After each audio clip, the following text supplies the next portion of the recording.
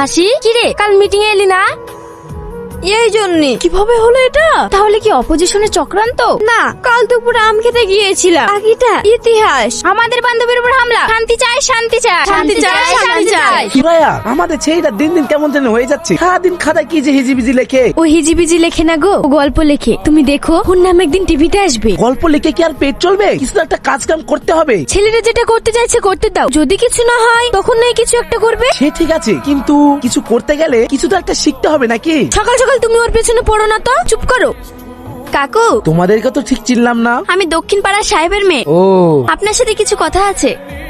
কিরে, সেলিম আসেনি? না রে ভাই, আর কবি খাইনুর কথা বললি কোথায় কি বসে থাকবে? ও আর আসবে না, চ বাগান থেকে ঘুরে আসি। কেনে জানিস সেলিমের বাপের বাগানে বিশাল আম ধরেছে। হ্যাঁ তুই ঠিক বলেছিস, আমিও শুনেছি ওদের বাগানে একটা মিষ্টি আমের গাছ আছে। চ গরমের মধ্যে লবণ মরিচ দিয়ে আম খাইতে সেই লাগবে। হ্যাঁ ঠিক বলেছিস, এদিক দিয়ে পাইনি তো কি হয়েছে, ওই দিক দিয়ে পাও না মেটাবো।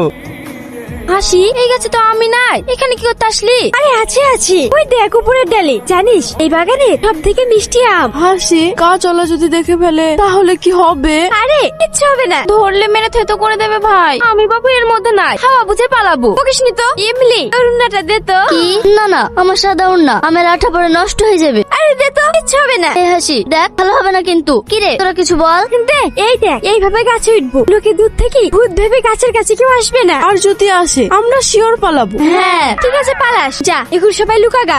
এই চল।